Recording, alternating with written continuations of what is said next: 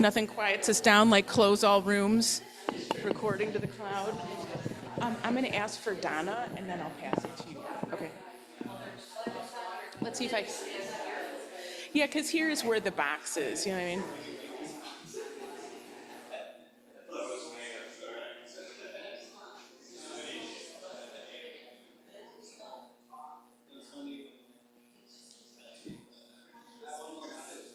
Here, save my seat. Save my seat.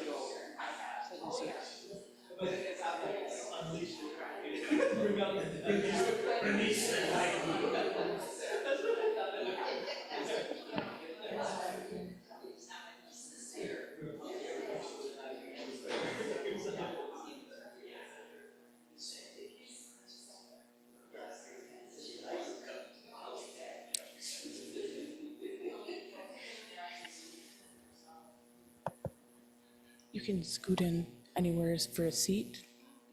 You gotcha? Yeah, I gotcha. Hi, Zoomers. Welcome back. We're settling in here in the Buddha Hall. Good to see you. Thank you for returning. So excited for this morning's talk. Before we begin, I just want to remind you that all of the offerings that we talked about this morning in announcements come to fruition due to the generosity of all of you, all of our Sangha together. Please, as you're joyfully able, please consider making a contribution, a donation to the Zen Center. It's so meaningful to us to be able to do this work together with your support. Roshi will put a link in the chat for those of you online, and those here, we have a Donna box by the door. Please give as you're able. And with that, let's announce this morning's speaker. Thank you, Kathy. Hello. Hi, Kathy. Hi, Eleanor. Eleanor Graves is an interior designer, writer, art lover, and longtime Zen student. And she is also my friend. I might not even be here today were it not for Eleanor, because she was my first Zen Buddhist friend who I met a long time ago when we were getting our MFA in poetry. Even then, Eleanor really brought, although I didn't know it as like this bodhisattva energy, that she brought to everything she did, but, whether it was being a friend, writing poetry, teaching yoga, she brought a lot of wisdom and compassion to really everything she did. And so I'm really excited to get to introduce her for today's talk. Practice realization in Dogen's teachings is not two. There's no separation between them. So what if we applied this to our home? Eleanor is going to share insights from her recently launched program, Right Sizing with Design, which shows users how to use design principles to create the home that best serves them now. So with that, I will turn things over to Eleanor. Hey, thanks, everyone. I understand that I have an audience on Zoom and that there's an audience in the room. Oh, and I'm going to see them now. Okay, cool. I can't help but start with a little joke. Hi. Hi. Okay, cool. So probably this has already been done before, but you know that part in Superman where like the villain, like the supernatural, the alien villains, where they're like finally forbidden to the screen and they're like, ah, and they like can't get away. Does anyone remember that? I do. Yep. It's a generation ago, I realized. But anyway, all right, so that's what I'm imagining it feels like for you to see me on the screen. But with that, I just want to start with a little biography so that we can understand our relatively close relationship to each other in terms of Zen. I currently live in Baltimore, Maryland, and as Kathy mentioned, I originally came to the East Coast to go to graduate school, and what energy that Kathy probably picked up on was that I was still shaving my head. I had been living at San Francisco Zen Center. I had been living in Tassajara, which is their monastic center, for 4 years. And then I did a year at Green Gulch Farm, which all of these names maybe mean something or don't, I don't know. But it's a style of residential practice. So, living inside the Zen center, not as a worldly person. And my time there came to a natural end when I realized I needed more. I was, in my 20s and then coming into my early 30s, and I was feeling more ambitious than what was happening in my particular Zen center. And so I had to sow my oats. And but I really loved the lifestyle of Zen Center. And I liked also, and this is a little bit of a confession, but I was kind of hiding out in the forms. And so I was not really thinking like, how am I going to be in the world? How am I going to actually be a practitioner who lives in the world? And still working on that. And let me know if you figured anything out. But over the years of the many twists and turns to figure out the career part and like managing the life part, I landed as an interior designer. And that's not where I thought I was going to end up, but here I am. And so I want to tie in this one thread before I get into what I'm doing with right sizing with design. First, I'll just say that as an interior designer, I have a hybrid business. So I work in a more traditional way with homeowners in a residential setting. I'm a, residential interior designer as opposed to commercial interior designer. And so I'll meet with a client in their home. Usually it's a kitchen renovation. Sometimes it's a kitchen plus, an addition, or they're moving into the home and they need to redo a bunch of spaces. And so the traditional model in interior design is where, I interview them and then I find out what they want. And then I measure all the spaces, and then I give them a, set of proposed drawings, and we look at these floor plans, like here's some ideas that I have for you. And then they give me feedback and I integrate that feedback and give them more or less the final draft of what we're going to do. And then we go through the process of finding colors and finishes and materials, and then the contractors, and then the renovation begins. And then I, go through the renovation, and then hopefully I get to take some pictures, put it on my website, so on and so forth.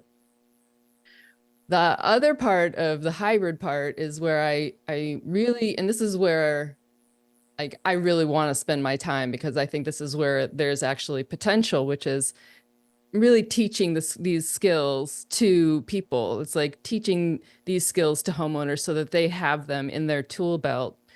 One, in part because design is fun, and you can do some of this without fancy software, with graph paper and a pencil to create these drawings. And two, because it helps you to understand your home in a more than superficial way. When we say design, we're really going past, it's not like we make a distinction. It's not decor only. We love decor. We love decorating. But when we're thinking about design, we're thinking about the walls too, and what's between the walls, and where's the plumbing and where's the electrical, and how all of that in a very integrated way works together to make your design really, really great. And then the piece that came later for me, but was also a great motivator, is the managing of contractors. So, and I'm going to talk a little bit more about that as we go, but managing, I think about it as management, as a management skill, how you hire, how you vet, but all of us who own a home or rent really have to manage the people who need to come in and help us fix things. Sometimes we can't fix it ourselves. Sometimes we try and it didn't work. We have to actually bring someone in. So I'm kind of like orbiting the stressors of being a homeowner. And I think that if you're a renter, you have a sense of this. Sometimes people will have a landlord, and I just am going to make this very short caveat because I'm going to use the word homeowner most of the time as I'm talking. But the reason I'm targeting homeowners is because I quickly realized, like, oh, I haven't arrived. Homeownership isn't a place where you get to rest. Homeownership is stressful. You're always working. And not one thing, it's another, which is a really great metaphor for our lives. But if you're a renter, I just want to say, like, you probably have a sense of this through your landlord. You're probably picking up on those stressors, their resistance. If they don't quickly respond to a repair, it's because they're like stunned by how much money they have to spend to keep up a house. And really, they thought this was going to be more profit than it turns out to be. So, yeah, it's a big can of worms. I have notes to keep myself on track because talking about the home is like talking about America.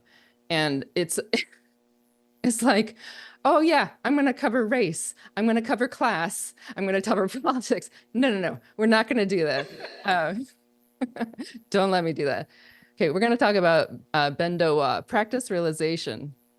And I read Bendowa in my like early years. A guest teacher where I was practicing was like, "Oh, you're so enthusiastic. Have you read Bendowa? You should read Bendowa."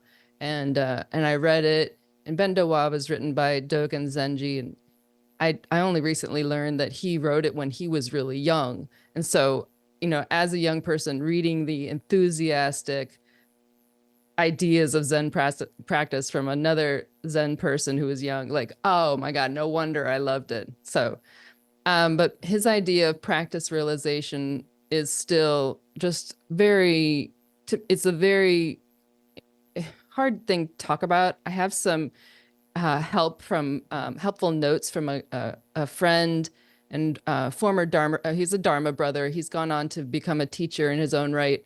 A man named Reverend Kokyo Henkel. I knew him by a different name then, so wrapping my head around like his new manifestation. But he's talking about practice realization is like, if you think of they're not two. We don't practice so that we become realized beings. So one moment of practice is one moment of realization, and they're together and not separate. That's the basic idea.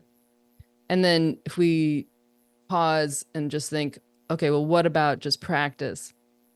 Well, practice, you can define it in any kind of different way, really. It's zazen, or it's the attention you bring to what we're doing here when we're in a Zen center. He has a definition he calls selfless activity, both on the meditation cushion and in daily life. That's very nice. I would say also that it's the forms that we use when we practice zazen, or we're in a meditation retreat together. We follow a schedule. Think of the schedule as a form. And then realization, again, relying on someone else's definition because this is like more advanced than me, but verification of the joyful openness of awakening. That's very nice. The joyful openness of awakening. Okay, I love that. And then like he's got this verification. It's kind of like this like fullness and embodiment of it. If you can have an experience of mindfulness, then I think you can know this. It's the quality of attention you bring. It's the openness of your awareness. You're not so caught on one idea, and you're open, aware, present. So practice realization, starting to feel like they do go together. In fact, we can't actually do one without the other. And then there's this wonderful acknowledgement about where we are in the world of Zen, historically speaking, a new religion coming to the United States, appreciating that whenever a religion enters a new culture, that culture is going to do something to that religion, but the religion is also going to do something to that culture. If you ever go to a Buddhist country, you'll be like, oh, I see the Buddhism, but I also see something else which doesn't resonate with me. And I think it's helpful to do that if you ever have the opportunity, whether it's, I've been to Thailand. That's my one experience of seeing Buddhism with such a different expression. I recognized it, but I also was like, wow, it's also very Thai. Um, so here in the United States, we don't really, as Zen students, we don't emphasize monastic practice so much. It's great if you get the chance to do it. Most of us don't stay in the monastery. Most of us come out and try to be Zen students in the world. And so this is where I'm going with this, is like, well, so how do we practice realize in our home and like in a literal way with this structure, this space, this thing made of material? And then with all the other complexities, I'm really focusing on home, but the home also is like, it holds the whole thing. It holds the career, it holds the family, it holds your media and entertainment center and your bath and your wardrobe.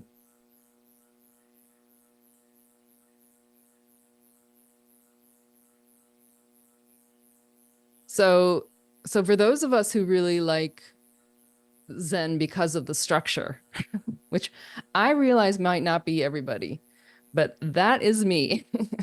I think that was probably the reason I stuck with it, is because I felt so supported by just showing up for the next thing. And I do that also in my business. I realized quickly, it's like, oh, I am gonna really like dig being an interior designer, because there is a lot of creativity involved, but there's so much structure too, and it's really understanding the limits of the space when you can express, where you can express really like what's possible and open out those possibilities. It's that relationship again between form and emptiness, which yeah, again, oh my God, so many rabbit holes, not going down there. Okay, so but what do we think of as structure exactly in the world and in our lives? And we have the Zen Center as a place where we can learn how we feel in a structured space. But then when we go home, like we just get to make it up, like how does that work? Part of what's so helpful, I think, about being in the Zen Center is like, I'm giving in and someone else is telling us, some system, some history, some, ancestor is guiding me, and I'm putting my trust in that. But then I go home, I'm like, meh, like, it doesn't have to do that. I don't have to do that here though. So, all right, I'm gonna switch directions a little bit to talk a little bit about Refuge Design Workshop, which is the name of my business, and how it came to be. And so I'm a visual learner, and I'm in an industry that's really about visuals. So I have a couple slideshows that I want to share.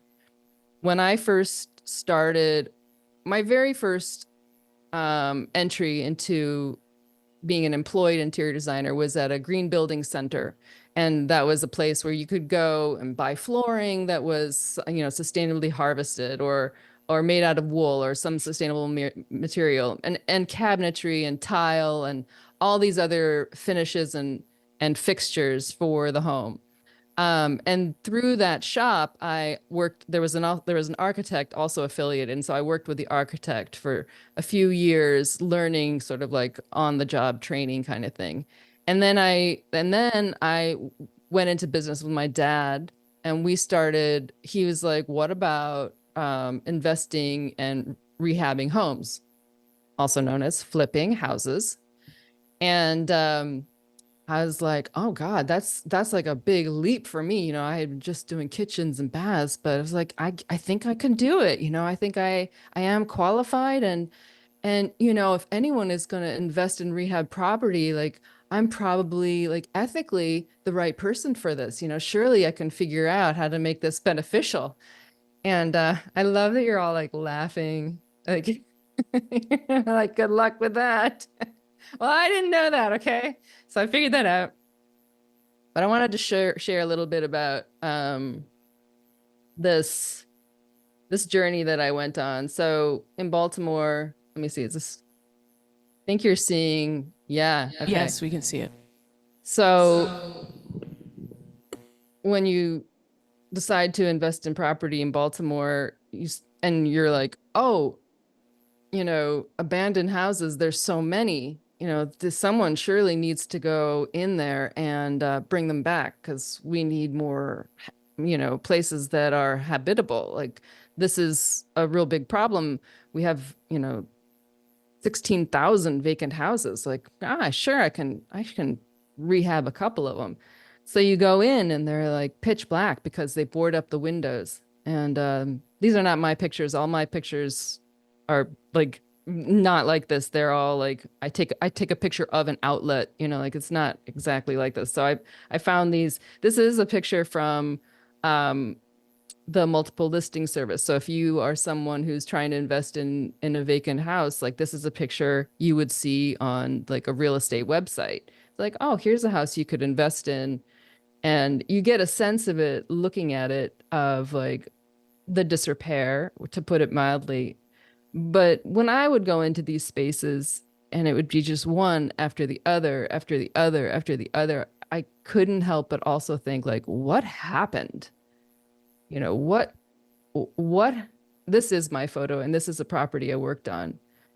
And this one in East Baltimore was fascinating because it wasn't pitch black. But I knew it had been burned. You can't really see that traces of that here, but it was open. There was something about it's being empty of any material that helped me see a little bit more easily. But eventually, after I spent a long time looking at it, I saw like up here on the second floor, I don't know if you can see with my cursor, but there's an old pizza oven that had been wedged into the wall. So then you start building it out.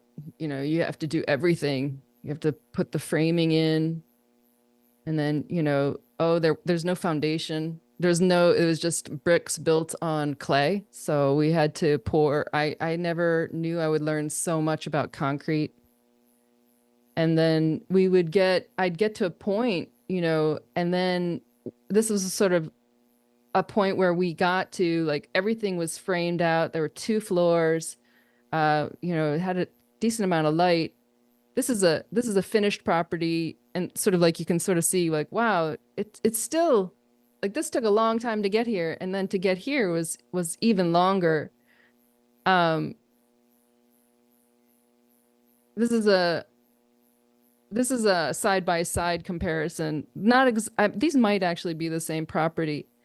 So what you start to realize, first of all, is like how much just material needs to come in to rehab a home. And, that's so much more money than you can't even believe. Each piece of lumber sitting there on the floor, each, steel stud on the floor, all of that HVAC along the roof, all those beams on the roof, all the, this is also, I was appreciating, like they repaired all this masonry, they repoint a lot of these walls, and then all the drywall to get these smooth walls, and then counters, cabinets, lights, furniture, more flooring, So, and Parity Homes, I'm kind of skipping around here, but let me come back to Parity Homes. So there's something also about the really abandoned homes that have been destroyed, and they no longer have a roof. They're sort of being reclaimed, at this point by the planet. And first trees come up that are considered invasive trees and vines, and they grow in and through all of the walls. And this is probably, these shells are probably not going to ever be renovated in this form. Most likely they'll be at some point disassembled. I did find out that it costs $70,000 to deconstruct a home. So that's part of the challenge, is like even just taking it all down is a lot of money. Wait, where am I going? One thing also is like I want to be cautious of falling into this what they call ruin porn. I don't know if you've heard that term, which is like um I don't know, mm, some kind of enjoyment around seeing the ruins of a city. It's just something that I'm aware of living in Baltimore. We don't want to think of this as a kind of failure of these individuals. And so I have these artists in here to remind us, there are a lot of people here working to envision a future for Baltimore that lifts everybody up. We're a Black majority city. So this is a really inspiring artist, and he employs what we think of as Afrofuturism. We're going to take this vacant house and it's going to take us somewhere. And here's another one of his. It's like there's rows and rows of vacant houses, but there's still something beyond, something possible. This one, Matt Muirhead, he takes a slightly different approach. This one just feels a little bit more we see more the richness of our city. It's just not just empty. It's not just empty of beings. It's full. And here again is Matt Muirhead. So one thing oh yeah, so there was that slide of parody homes. I want to just make this a little briefer here, but I had to stop doing that work. I rehabbed 4 houses and I lost money ultimately. Like I made a little money on a couple of properties and then lost money on a couple of properties and didn't quite break even. Came out a little bit at a loss. That was, not what I wanted to happen, obviously. But I also, the challenge wasn't just financial. The challenge was systemic. And I realized like all my good intention, all my commitment, my vow to serve beings and be of benefit wasn't working, because I had to play in the system. And every time I tried to do something to offer a correction to the system or some kind of creative alternative, the permit office would say no, or the contractor would say no, or the contractor would disappear. Just sort of real life would happen. We would get ripped off, or someone didn't show up. So these very mundane obstacles just were unrelenting, and so all of those sort of struggles got me out. I just had to stop. And then I was, sort of out of that business. And I was like, what I really want to do is I want to keep houses from becoming abandoned.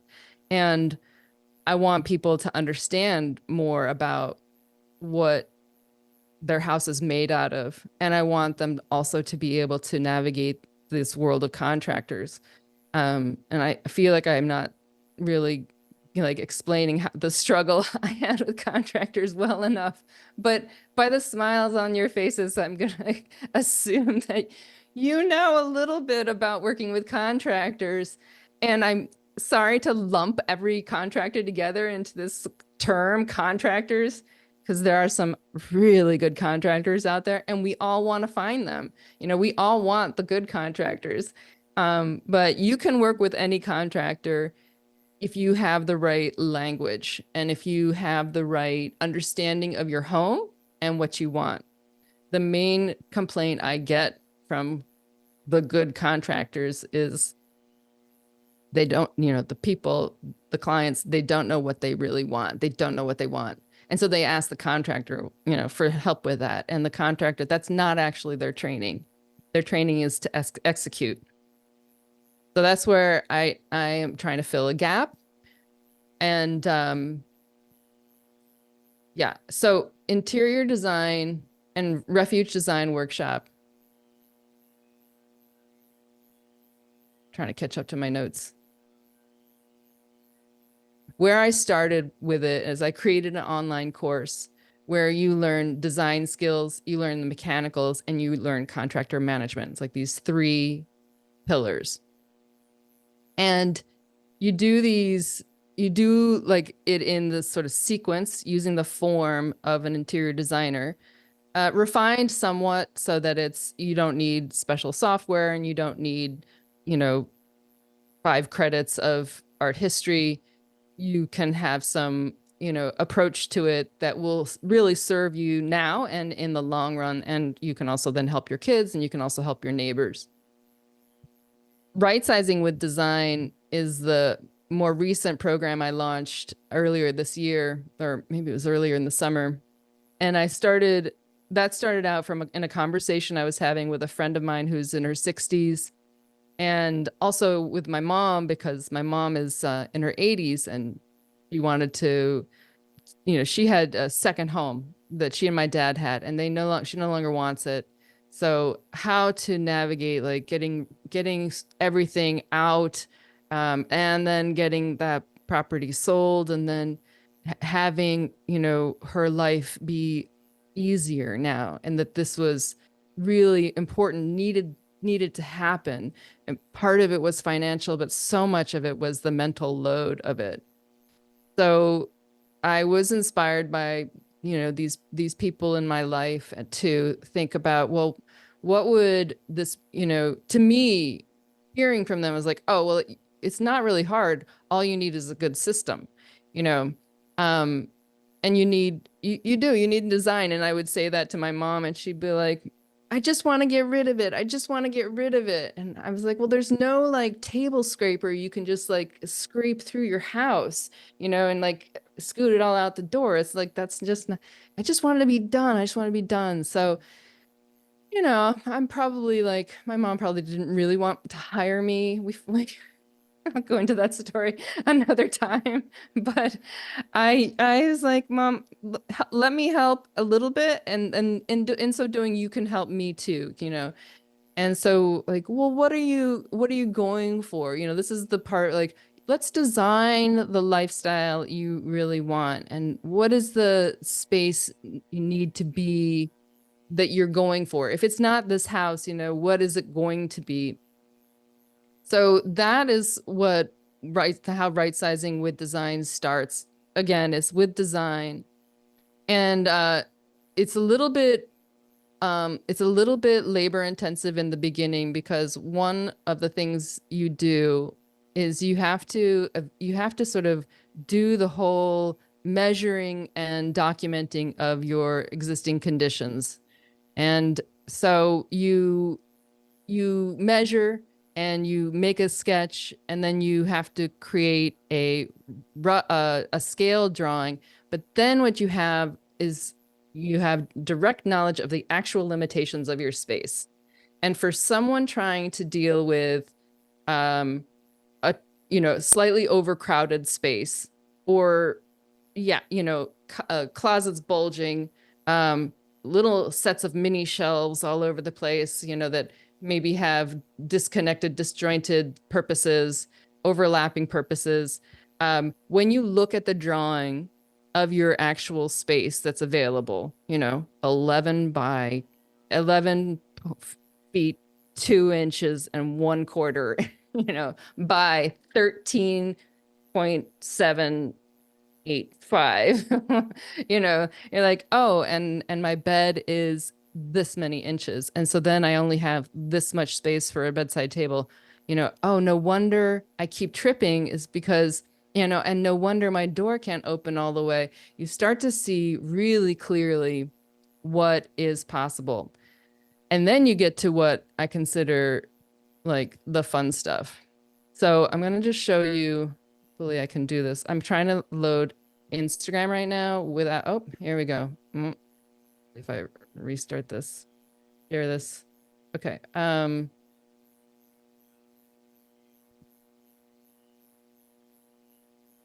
Okay.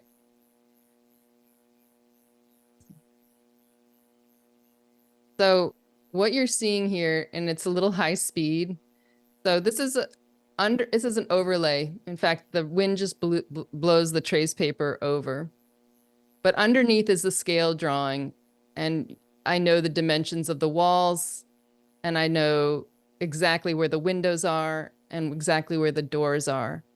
And then what I do is I explore. Well, what if I put, let's see if it'll run again. Yeah. So, then I'm exploring. This is an office. So I'm like, oh, what if I made a huge desk? And then here's, maybe these are the bookcases. Okay, and files. That's not going to work. Let's try again. Let's try an L-shaped desk. And here's the chair. And here's another chair. And here's some files. And here's a board. What about a round table? How would that fit? And I can start to measure these things. So this is all just to say that, like, having these tools of the drawings in particular gives you such a great way of analyzing your space with actual, furniture and, oh, I have this bed. I'm going to put this in there, this in there. And often you get to this place where it's like, this room would work so much better if I didn't put this extra shelf, chair, etc. in there. So that's the design phase. With right sizing with design, I'm going to show you the roadmap because I'm all about the visual aids, obviously. Okay, so this is my favorite tool. To me, this is like the schedule of Zen. This is the schedule of interior design. This is like the step by step how I'm gonna do it. I do one thing, and when it's done, I do the next thing. Totally calm, no big deal. I'm not gonna do everything at once. It's gonna be this thing first, and then this thing next. So what I just showed you was clarifying your design intent is figuring out, with some journaling, with some jotting notes, just getting a little sense of like, where do I want to go? I want to sell this house. I want to downsize. I want to move into a smaller condo. I want to change my daughter's off at college. My daughter's in a new career. She's gone. I'm going to use her room for this. This is what I want to use it for. So clarifying what you're doing your existing conditions, creating your proposed drawings. Like I showed you some of that process in that reel. Then what you get into is the design development phase. And so you can use something like a design concept, which really can be anything. Like your design concept can be like Zen Moon, and everything is like cool colors and dim light. Or it can be, my favorite one lately has been Surreal Garden, where you have more colors and odd shaped furniture and, maybe some kind of like wild tropical plant. Whatever it is, I think this is another thing that can help you with your decor. This particular the way to frame some of your creativity. So you're not always dealing with option overwhelm. Oh, I can use any color. Well, that's too many colors. How do you like narrow it down a little bit? So that's the design development phase, and using your design concept to help you select color and material. Now, where right sizing with design, I think, is really going to help you from a Zen student's point of view. Maybe this is all helpful. I don't know, or not. Is again, I actually like, give you a process roadmap. I give you one of these things. Like this is your step-by-step instructions.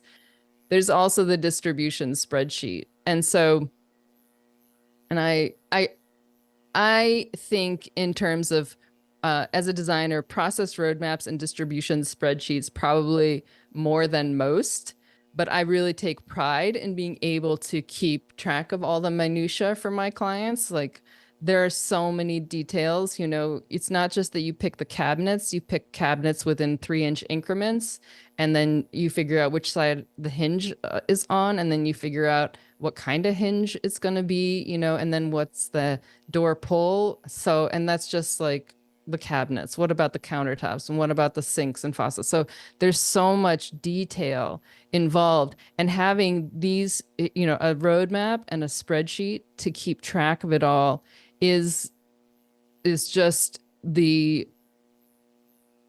it's the big relief.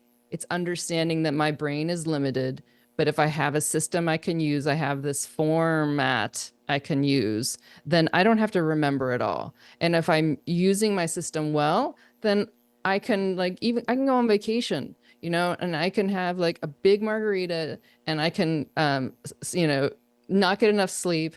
And then I can get a call from a client and I can still look at the spreadsheet and tell her like, no, you wanted, model F42 with the bronze finish because I have it in the spreadsheet. And unfortunately, that is what we're dealing with when we're dealing with our homes. Fortunately or unfortunately, we're dealing with a lot of minutia. So one of the things I'm now also developing as I launched this program, and I worked with several people, and I held an online workshop just to talk with folks about where they're at and how's it going, and to talk a little bit more about like the emotional side of this, because there's also that. And I'm learning that a little bit more guideline around, it's not just organizing. Once you're trying to actually right size, whether that's downsize or reimagine your home or trying to age in place, you're also dealing with this logistical component of the distribution. So when you are actually ready to be getting rid of things, there's a series of categories. And so this is where we are now and trying to help people. And with my mom, we have figured out it really comes down to 3 categories: donating, donating to a charity, donating to family, and then consignment. And so you can try to sell things yourself, but there's also working with someone, and there are people in this industry who are doing this, where you can try to sell something on consignment. So the person selling the thing for you takes a cut.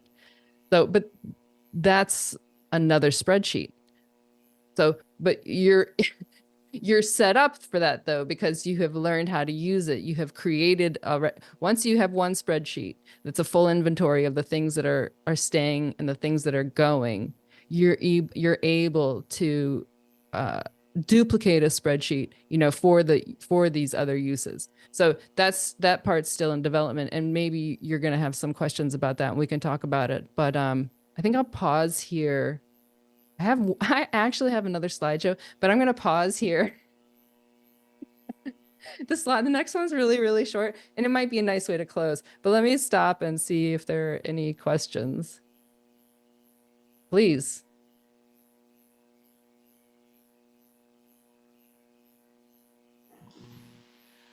Okay, thank you. My husband and I are doing our 3rd old building right now. Our first building looked very much like some of those interiors you showed us at first. And we have always focused on renewing old buildings to, what can I say, keeping what they had and letting them become themselves again. Nice. Which involves a more reiterative process than you're describing, because you find out, for example, we just found out that we had some what are called awning windows that had not been opened for 75 years, and we opened them, and then we had to find people that would come and make interior storm windows that could be removed when we want to use them in the summer. And we didn't want to get up on ladders. So that was a trip. So I'm just wondering if in your process, is there room for not only interiority, but reusing and repurposing things that are old in the building, letting the building tell you what you should be doing, even about the trim, the floors, the windows. People say, oh, just put in new windows. Well, we're not going to do that. We have wavy glass. Okay, so what are we going to do, right? So that's my question. Did you get the question in there? I I talk a think lot. so. I think I did. Yeah, yeah. Well, Because partly- you're talking about doing new, and I'm like, yeah. Part of what I hear is, yeah, you heard me say new, and that's interesting. That's fine. Sometimes you come to a property, and I just want to put a pin in this observation here, is that whenever I mention that I was a house flipper, often the whole conversation becomes about investing. And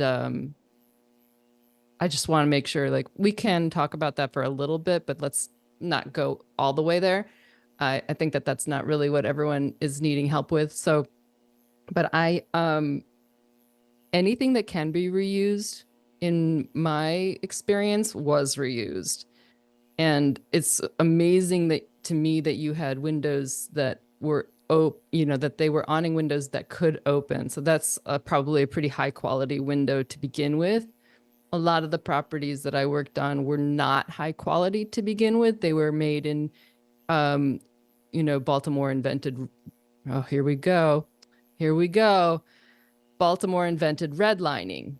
So these were properties in black neighborhoods that were impoverished then and are impoverished now. And, 75 years did them no favors. And so that's why there was no foundation in that house and in many houses. So use it if it's there and if it works. This is amazing. One other thing, we do have a huge salvage industry here in Baltimore. You probably do in Chicago too. Warehouses where you can find marble mantles, things like that, or front steps. If you can figure out how to lift it, you can have a marble front steps. But I was gonna say, yeah, that was the only thing, is that if it was, we couldn't, if there was one thing I will say is, like, if you can find something, say that awning window did open, but it wasn't going to close again, then you kind of have a problem. And then, oh, well, we just need to find the tradespeople who are able to repair it. Now that's a specialist, and that's a very valuable person. So, and this was a kind of side system that was, I'm just realizing, was also a problem. When we're talking about our struggles with contractors, we're talking about that people haven't been sufficiently trained in their business, whether it's in the skill of their trade or in the business management of their trade. So, there's a shortage actually of contractors, and there's a shortage of skilled tradespeople who are specializing in that. And one thing I love about Baltimore is, like, we have appliance repair people. Like, people will come, to your house and fix your 30-year-old dryer and tell you, like, this is a better dryer than what's being put out now. Let's fix it for $100. So I love also, you said reiterative as a way to describe that. And I think that's lovely. And the way you talked also about listening to, like, what's there, what the home wants to be. I totally love that. I do. So much of house flipping is done by contractors, and it's just easier to, like, paste over, put drywall over stuff. That's just the faster, cheaper way. So again, we're getting into the systems part, like, not systems, systemic, like the problems of trying to be homeowners in a society that needs you to be a homeowner for your own welfare, because we're not a welfare state, and makes you take care of that home on your own dime. And then, like, doesn't train anyone to help you with that home, or none of us ever got taught this stuff. So systemic, big problem to me. And so I'm like, I'm going to start a summer camp. I'm going to get the kids. We're going to fix that. I'm going to do it myself. No, I'm just kidding. Mark has his hand up. I know our time is running short, but Sorry, Mark. Hang on a second. She had a follow-up? okay. Yeah. I just want to make it clear we were not flipping. We were, just that's all. Oh, that's cool. Sorry. I guess a couple things, and I know our time is running short. I mean, so thank you for this. You talk about the spreadsheet as a tool once you've made decisions, but I'm kind of wondering about just the decision fatigue itself. Mm-hmm. Something about Zen that helps with the decision fatigue. I mean, I'm just there because I feel like I'm trying to tie this a little bit back to life and to Zen. And so like again, Yeah, yeah, yeah. a tracker sounds awesome, but there's just the fatigue of making a bunch of decisions. That's point one. Yes. Question one. Question two is, yeah, I don't even know enough yet to figure out what I want. And once I've done that, I don't live in this space by myself. I Oh actually yeah. live in Oh. a space with a couple other people who've got some views too. Oh yeah. Oh And yeah. so how You and does Kathy, this man. relate to, Yeah. there's the interior of me, and then there's the exterior of interacting with other people. How does this all work with lived practice? Oh, I know. You all need your own house. Sorry. Yeah. I'm just kidding. Um, no, I mean, what you're talking about, Mark, thank you so much. This is such a great question. So for my second hour, no, I'm just kidding. Okay. One of the things that I think I need to articulate a little better, this, how you use the spreadsheet is a little bit up to you, and it depends case by case what you're going for. And if you don't, I think at the beginning, you need a little bit sense of direction. It could be, but it could be broad. It could be like, I need to figure out how I'm going to work with my family around this, something like that. The spreadsheet that I did with my mom, the way I brought Zen practice into it is I just decided we're just going to inventory everything. Not every sock, not every piece of silverware, but each piece of furniture. And we're going to take a week to do it. And every carpet, and we measured it. We took a photo and we put those things in the spreadsheet. And once we saw it in this kind of slightly more objective way, as well as the floor plans of like the new space that she's moving into, we realized like all of this is going to go and this is what's going to stay. So there's a way in which like one thing leads to the other in a linear way. And there's another way where it's like you go through these steps and then, and this is actually very, very Zen, is like, it's not linear. You start out in a linear way, but then it actually like, okay, well, I changed my mind now that I'm looking at the spreadsheet, something has shifted. And then I'm going to be back here again with the drawing because I'm going to change that around and I have a new idea. And then the other piece of it is most of us look at this is not a fully developed idea, but this is where I am working right now as a practitioner, is like, sometimes I just need to get the dishes washed. And I'm glad when I wash the dishes because my kitchen is clean. And then when I'm up in the morning and my kitchen is clean, I'm happier. Sometimes, though, maybe you all do too, call it puttering. Sometimes I find a flow where it's like, suddenly I'm sorting my socks, finding the pairs, putting them in little neat rows, in these little containers in my drawer so they're not all dispersed. And I'm feeling like open awareness. I'm taking care of each sock. I don't know if you all have read the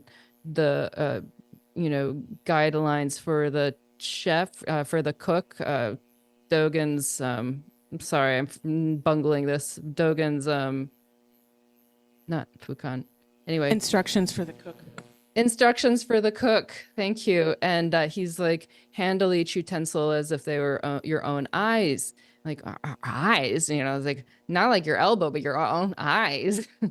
And you can find that with your house. I have found that with my house. For some reason, I do find it with my clothes, not so much with my dishes. But this is where I think seeing the difference between the chores we have to do and the tending and the care that we bring our household. I live with my dog. This is my sangha and my plants and my neighbors, and then my house. And sometimes I do think of my house as a being. Sometimes I'm like, hi, house, I'm home, whatever, maybe that's a little more Shinto than Zen, but there's like having this relationship it makes a difference. So part of it is your intention, part of it is just bringing that practice realization piece back. It's like, I am going to, and then the structure of like, this is what I put this in my calendar, schedule says now, I'm doing it now. I just am gonna show up for my house right now. And all I'm gonna do is figure out I'm gonna clarify my design intent. I'm just gonna spend 15 minutes. I'm gonna spend 45 minutes. I'm gonna do this piece now. Okay, done. And then I'm on to the next thing. Next week, same time, I'm gonna do it again. Okay, now I'm gonna start measuring this house. Now I'm gonna measure this one room. Now I'm gonna measure this one section of one room. I'm gonna do it with full attention. I've got my helper. You and Kathy would make a great team. I just wanna say, measuring with a second person is a lot easier than measuring alone. There's so much to be said for a tape measure. Like I feel like, you let me know. I haven't been able to nail it down. Other people who have a relationship with tape measures, they're nodding their heads. Yes, it tells you the reality. It tells you the truth. Yes. And then you're like, I'm going to get really clear about that truth. You're going to like, yeah, just be there with that truth. This is the space. This sofa is not going to fit through this door. It is not. So I'm not going to put it in this room. That's just not happening.